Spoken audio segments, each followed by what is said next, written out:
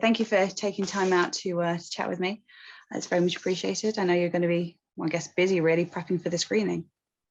Oh, it's grand. This is all fun to me, so I enjoy it all and happy to jump in and do whatever I need to do. I mean, the film industry, it's not the easiest place to make a career. What was it about film that, made you decide that this was the career path for yourself? Well, when I was little, I was allowed to watch very inappropriate films. I was allowed to watch Alien and Aliens and The Thing, and all of these films became my favorite films.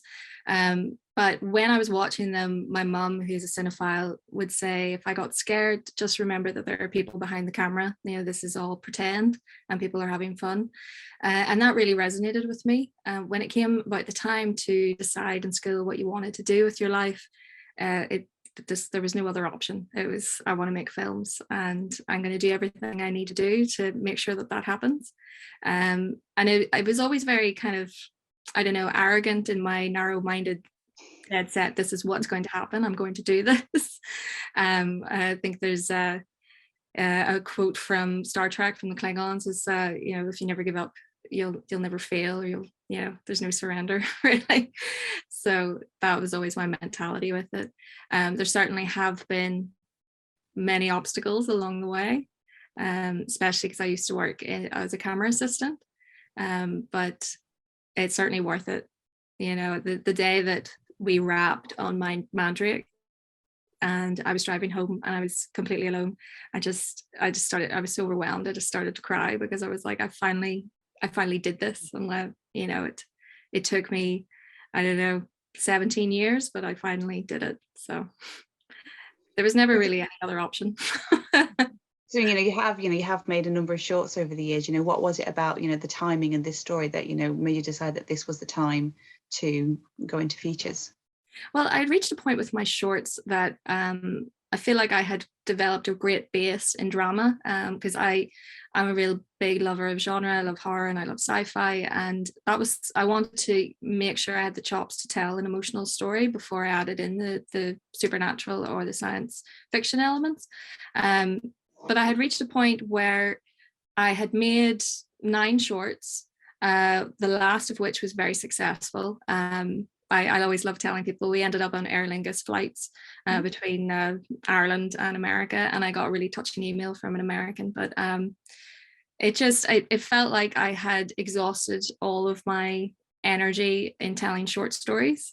I think it's a wonderful medium and I love shorts, but I had so many feature films that I wanted to make, and I had gone through feature film script development with Northern Ireland Screen. And then when I had moved to England and then returned back to Northern Ireland and met with the development executive there and asked her, was there anything that she felt I would have been interested in? And because I had cultivated this relationship for at least a decade, she was able to pinpoint something that she thought I would really love, and then introduced me to the writer. I got reading it, fell in love with all the tones. The writer really, we bonded so much over it because I understood what he wanted to do. And then I called my friend, who's a long-standing person that we had always wanted to make something with, but we didn't quite know what to do, and said that he needed to get on board. And then really the rest is history. I mean, witches and witchcraft is something that's been explored a lot within cinema. What do you think it is about these women that makes them so fascinating to people?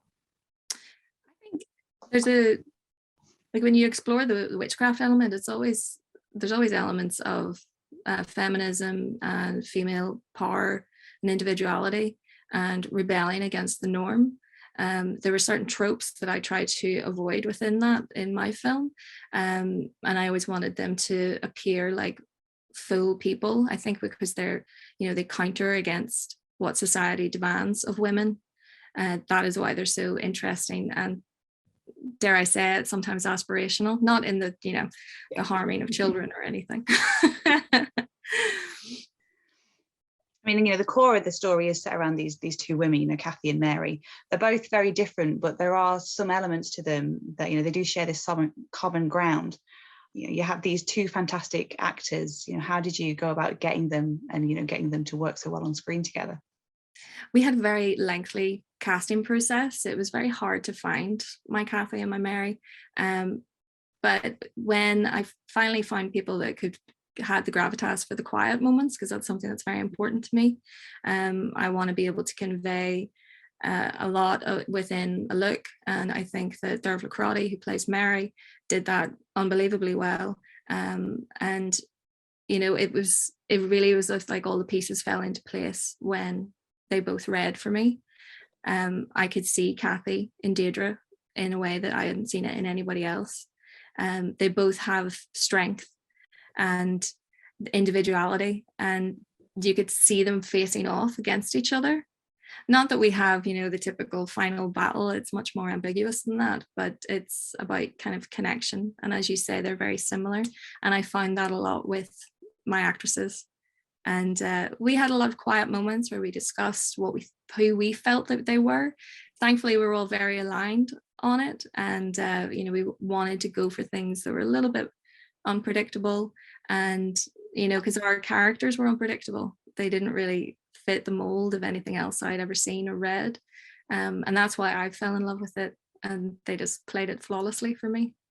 Yeah, I mean, I love even, you know, in the first encounter, sort of everything that Mary says it feels like a threat, even though she's just saying, you know, some simple things like, you know, like have a cup of tea or whatever. There's something that already is sort of itching at the back of the audience's head that, you know, that maybe the townsfolk might be right about this woman. Exactly. And I love posing questions with films. And I think that posing the question of, are the townspeople hysterical or are they right? And just having that floating over the entire thing was very enjoyable. And you know, it's set within the woods, which is, you know, it's a common setting for a horror film. You know, Mary's living on the, you know, the outskirts of, you know, of the town.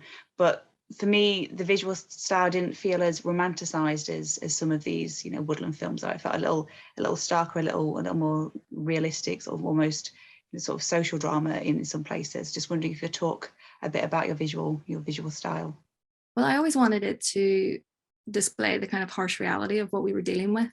And, you know, there was no romance in that. It's dark, it's cold, it's brash. I mean, shooting in it was exactly that.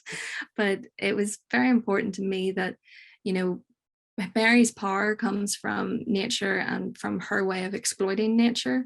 And we wanted to show that nature isn't an easy place to exist or to get that from. And, you know, we were very fortunate that COVID hit, because we were going to actually shoot it earlier in the year, which of course wouldn't have had, you know, that cold, brisk, beautiful blue light that we ended up with in the end. I wanted it to come out from the screen and make the audience uncomfortable. I wanted people to feel that coldness, especially in the house, because the house is an extension of the woods. And you know, all those elements that she brings into the house, and you know, she says that they're things that she's found, but you know, it is about that coexistence with nature. So it was vitally important to me to bring that into it, because it's full of paganism and full of symbolics of who she is as a person and what kind of magic we're dealing with. Because I didn't want it to be like not bashing it, but the new version of The Craft where it was all sparkles. Whereas I wanted it to be like The Witch or Hereditary. You know, those were big inspirations for me, and I scared everyone by making them watch them before we began. You know, the Mandrake is screening at Fright Fest, you know, as part of their Glasgow lineup. There's also two other Irish horrors there, The Cellar and You Are Not My Mother. I guess Ireland's having a moment in genre cinema at the moment. You know, what do you think it is about the heritage that has all these stories that can be mined from it? Well, God, we were raised on so many dark stories, even as children, you know, and you were frightened to walk in the woods by yourself, and there always felt like there was another element to the environment around you. And, you know, when you have all those wonderful mythical creatures and banshees, I feel like it seeps into your soul. Of course, I was very heavily influenced by American cinema, but, you know, there's a great joy within our culture to, you know, tell stories of a dark nature. You know, as happy as we may be as a people, we do love a bit of the dark side. I haven't seen those films. I'm really looking forward to it. I know the teams that have worked on them, so it's quite exciting. It's great that we can all be there. And I guess, now that this one is sort of, slowly making its way out into the world, have you got an idea of what kind of film you want to make next? Are you going to stick within horror? Are you going to maybe move into a different direction? Well, I have a script. It's a post-apocalyptic sci-fi that I had developed a few years ago, and we're making steps to move forward with that now. So I want to stay with the darkness because it's what I'm good at, strangely.